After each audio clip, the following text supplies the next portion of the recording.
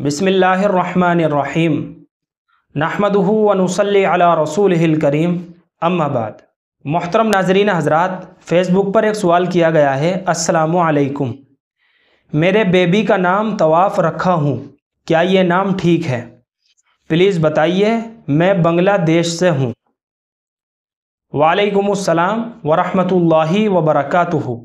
देखिए, तवाफ़ तोय के साथ, इसके माना है किसी चीज़ के इर्द गिर्द घूमना, किसी बुज़ुर्ग या मुक़द्दस मकाम के इर्द गिर्द घूमना, चक्कर लगाना, गर्दिश करना, ये इसके माना है। और अगर इसकी निस्बत हम बैतुल्लाह की तरफ करते हैं तवाफ़ की, तो इसके माना बनते हैं अल्लाह के घर का तवाफ़ करना, बैतुल्लाह का तवाफ़ करना। चुनांचे आपने देखा होगा कि जब लोग हज और उम्रा करने के लिए जाते हैं तो वो बैतुल्लाह का तवाफ़ करते हैं, चक्कर लगाते हैं।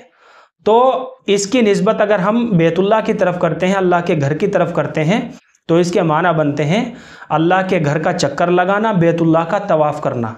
तो इसकी निस्बत बैतुल्लाह की तरफ होने की वजह से ये बहुत मुक़द्दस लफ्ज़ बन जाता है तवाफ़। इसके माना है चक्कर लगाना, घूमना।